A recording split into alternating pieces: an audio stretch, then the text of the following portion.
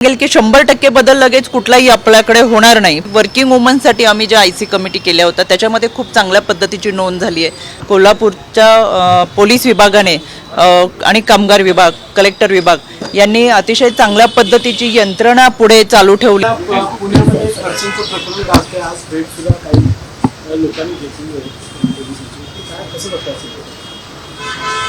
मला वाटते आमचे पुण्याचे क्राईमचे DCP निखिलजी पिंगळे या संपूर्ण घटनेचा तपास करतात आहेत आणि आपण सगळ्यांनी उभ्या महाराष्ट्राने पाहिलं की या रेव पार्टीमध्ये ज्या पद्धतीने ड्रग्ज, गांजा आणि ज्या पद्धतीची ही पार्टी होती, एकतर उद्याच्या समाजाचं भवितव्य ज्या तरुणाईच्या हातामध्ये आहे त्या तरुणाईला नशेकडे घेऊन जाणाऱ्या या पार्ट्या आहेत आणि समाजाला खऱ्या अर्थानं कीड लावण्याचं काम या माध्यमातून होत असतं। केंद्र सरकार आणि राज्य सरकारने ड्रग्सच्या विरोधातली मोहीम ही फार प्रखर केलेली आहे। मला विश्वास आहे पोलीस याच्यावरती तर निश्चितपणाने कठोर कारवाई करतीलच, पण अशा पद्धतीने फार चुकीच्या घटना घडत असताना आणि त्या राजकीय घरातून घडतात आहेत, त्याच्यामुळे पोलीस तर कारवाई करतीलच, पण ज्या पक्षाचे याच्यामध्ये लोक आहेत किंवा ज्यांच्या माध्यमातून हे सगळं केलं जातं आहे तर त्यांच्यावरती सुद्धा कुठेतरी लगाम बसला पाहिजे। कारण समाजामध्ये आपण प्रतिनिधित्व करत असताना आपली भूमिका, आपलं वर्तन हे समाजाला निश्चित अनुकरण करेल असं असलं पाहिजे असं मला वाटतं। आता isakal.com आहे देशातील नंबर 1 ची मराठी न्यूज वेबसाईट। प्रत्येक अपडेटसाठी isakal.com ला नक्की भेट द्या।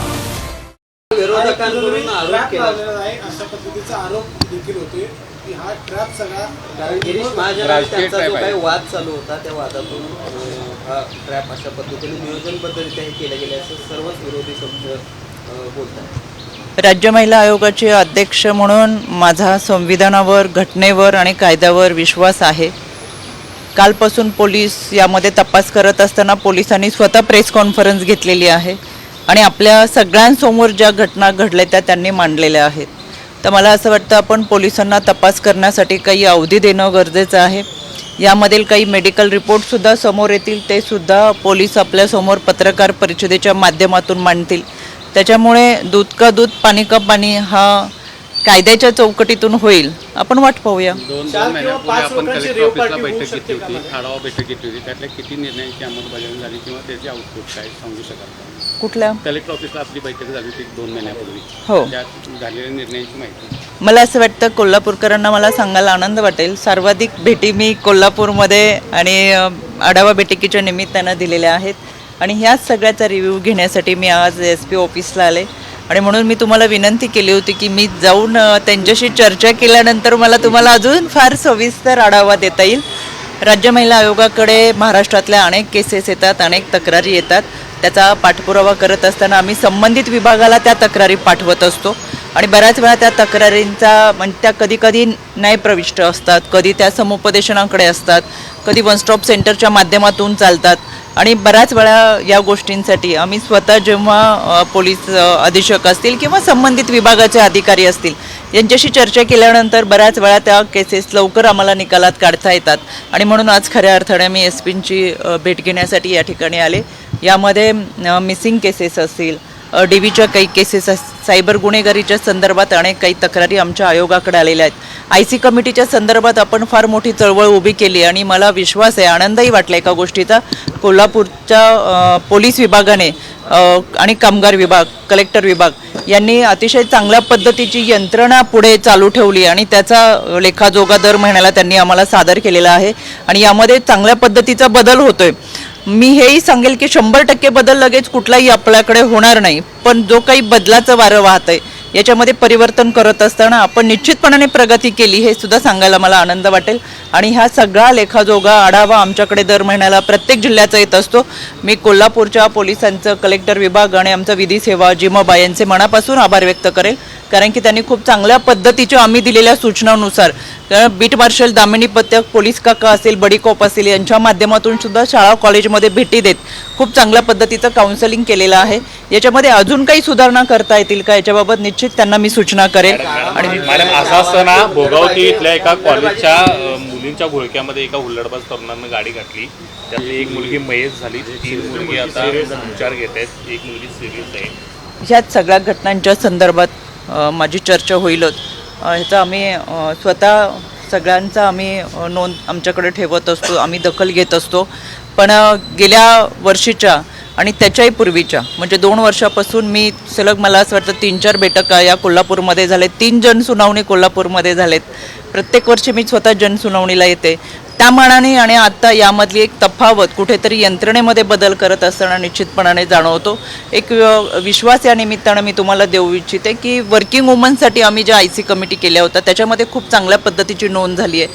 त्याच्याही पुढे जाऊन आम्ही या पॉशच्या कायद्याच्या संदर्भात आता IC कमिटीचं ऑडिटसुद्धा व्हावं यासाठी सुद्धा सूचना देतो आहे आणि त्या पद्धतीने सरकारच्याच माध्यमातून GRची सुद्धा प्रोसेस करतो आहे, जेणेकरून खूप चांगल्या पद्धतीची यंत्रणा आपल्याला उपलब्ध करून देता येईल. या अनुषंगाने आम्ही कारवाई करू. या निमित्ताने एक सामाजिक समस्या निर्माण झाली, जी बाल गुन्हेगारी वाढलेली आहे. आपल्या इथं जी 2 बाल कल्याण संकुल आहे त्यामध्ये 50 अल्पवयीन मुलं म्हणजे विधीन संघर्षग्रस्त बालकं आहेत. हो. आणि ही काल भोगावती झालेली घटना, ही जी अल्पवयीन मुलांची गुन्हेगारी किंवा ती ओढली जाते आणि निर्भया पथक दामिनी पथक कुठंतरी फक्त कागदावरतीच काम करते असा एक आरोप प्रत्यक्षात जात नाही. नाही, आपण काही आपल्याकडे तक्रारी आली असेल तर जरूर सांगा. मी आज स्वतः इचलकरंजीच्या शाळेत ह्या निर्भया पथक आणि बीट मार्शल सोबतच असणार आहे. संपूर्ण महाराष्ट्रामध्ये मी स्वतः बीट मार्शल आणि दामिनी पथकांबरोबर विद्यार्थ्यांबरोबर संवाद साधण्यासाठी जातो. आज आम्ही कोल्हापूरमध्ये मी स्वतः शाळामध्ये जाणार आहे आणि जिथं मला शक्य नाही तिथं आमचे अनेक प्रतिनिधी जाऊन या विद्यार्थ्यांशी संवाद साधतात. विशेष म्हणजे त्या ठिकाणी buddy cop, beat marshal, Damini पथक यांचीसुद्धा मी माहिती घेते. तुमच्या माहितीसाठी तुम्हाला पाठवायची असेल तर गेले 10-12 दिवसामध्ये आम्ही अगदी युद्धपातळीवरती मोहीम राबवलेली आहे. संपूर्ण महाराष्ट्रामधून माझ्या आयोगाकडून जर आपण माहिती घेतली किंवा माझ्या पेजवरती माहिती घेतली तर आपल्याला सगळीकडे ही यंत्रणा फार ॲक्टिव्हली गेले 15 दिवसापासून आम्ही काम करताना दिसतोय आणि हा सगळा पोलीस विभाग त्या शाळांमध्ये येऊन काउन्सिलिंग करतोय. आमच्यासाठी ही फार सकारात्मक गोष्ट आहे. अजूनही कुठे कमी पडत असेल तर जरूर आपल्या सूचना माझ्यापर्यंत पाठवा. त्यामध्ये मी स्वतः लक्ष घालून त्यांना सूचना करेल. पुण्याच्या प्रकरणामध्ये कुठेतरी त्यांनी समर्थन केल्याचं दिसतंय नवऱ्याचं. तर वेळ या सगळ्याला उत्तर देईल आणि सत्य लवकरच पाहावी अशा पद्धतीचं ट्विट त्यांनी केलेलं आहे. कुठेतरी समर्थन किंवा कुठेतरी पाठराखण महाराष्ट्र पाहतोय कुठल्या गोष्टीचं पाठराखण त्या करतात आहेत. खरं तर स्वतःवर वेळ आल्यानंतर समजतात ह्या गोष्टी काय असतात. मला तुम्हाला सांगायचं आहे, फुके प्रकरण जे होतं याच्यामध्ये मी स्वतः पोलीस आयुक्तांच्या संपर्कात होते. आम्ही अहवाल मागून घेतला होता या सगळ्या घटनेचा आणि कोणतीही घटना तक्रार दाखल झाल्यानंतर पोलीस त्याचा तपास करतात. इन्व्हेस्टिगेशनचा हा तपास चार्जशीटच्या माध्यमातून कोर्टात दाखल केला जातो आणि कोर्टाच्या माध्यमातून माननीय न्यायालय निकाल देत असतो. ही साधी प्रक्रिया सर्वसामान्य माणसाला माहीत असतं. त्याच्यामुळे न्यायालयाच्या प्रक्रियेमध्ये सुरू असलेल्या प्रत्येक गोष्टीला न्यायप्रविष्ट आपण संविधानाचा सन्मान करतो, कायद्याचं पालन करत असतो. पण न्यायप्रविष्ट हे सुद्धा शब्दरचना कदाचित ह्या महिलांना समजती का नाही मला माहीत नाही. मला तर शंकाच वाटते त्यांच्या सगळ्या एकूण ज्ञानावर. न्यायप्रविष्ट असलेल्या केसेससुद्धा त्या संबंधित पीडितांना घेऊन जाहीररित्या अनेक वेळा ह्यांनी पत्रकार परिषदा घेऊन संबंधित पीडितांना जास्त त्रास दिला आहे. कारण की आपण त्या महिलेसोबत उभं राहून लढावं कोर्टाच्या प्रक्रियेमधून. कारण की न्यायप्रविष्ट म्हणजे काय की आम्ही संविधानाचा सन्मान करतो, न्यायालयीन प्रक्रियेमधून गेलं पाहिजे आपल्याला. पण तसं न करता अनेक वेळा ह्यांनी अशा अनेक पीडित महिलांचं भांडवल स्वतःच्या राजकारणासाठी केलेलं आहे. दुर्दैव आहे की न्यायप्रविष्ट हा शब्दही यांच्या लक्षात येत नाही. म्हणून कधीही इतरांच्या घटनेबाबत, इतरांच्या केसेसबाबत न्यायप्रविष्ट असलेला शब्दाचा सुद्धा अर्थ न समजलेले हे लोक त्याचं भांडवल करून त्यांनी स्वतःचं राजकारण आणि राजकारणातली पोळी बाजून घेतलेली आहे. आणि आज स्वतः वेळ आल्यानंतर वेळेचं बघू, कायद्याचं बघू. मला आवर्जून सांगायचं आहे, नक्कीच आमचा तर संविधान, महाराष्ट्र पोलीस, महाराष्ट्र शासन या सगळ्या माध्यमातून राबवत असलेल्या कायद्याच्या माध्यमातून आमचा विश्वास आहेच. तो त्यांनी देखील आत्तापर्यंत जर ठेवला असता तर अनेकांचे संसार उद्ध्वस्त त्यांनी केले, ते झाले नसते. मॅडम, हनी ट्रॅपचा विषय राज्यभर चर्चेला आहे. महिला आयोगाने काही तक्रार दिली आहे? महिला आयोगाकडे तशा प्रकारचे काही तक्रारी आलेल्या आहेत? आमच्याकडे या संदर्भात कोणत्याही तक्रारी आलेल्या नाही आहेत. पण आम्ही जिल्हा न्याय ज्यावेळेस आढावा घेतो त्यावेळेस ह्या सगळ्या गोष्टींची माहिती घेत असतो. राज्याचे सन्माननीय मुख्यमंत्री जे गृहमंत्री म्हणून या सगळ्या गोष्टींकडे लक्ष देऊन आहेत आणि मला असं वाटतं राज्याच्या गृहमंत्र्यांनी या संदर्भात अतिशय सविस्तर माहिती वेळोवेळी आपल्या सगळ्यांना दिलेली आहे. त्याच्यामुळे ही सगळी माहिती आपल्यापर्यंत व्यवस्थितरित्या पोहोचवली. थँक्यू. धन्यवाद. देश विदेशातील प्रत्येक घडामोडींचे लाईव्ह अपडेट मिळवण्यासाठी आता साम टीव्हीच्या सर्व सोशल मीडिया प्लॅटफॉर्मला लाईक, फॉलो आणि सबस्क्राईब करा. तसंच सर्व नोटिफिकेशनसाठी बेल आयकॉन प्रेस करायला विसरू नका.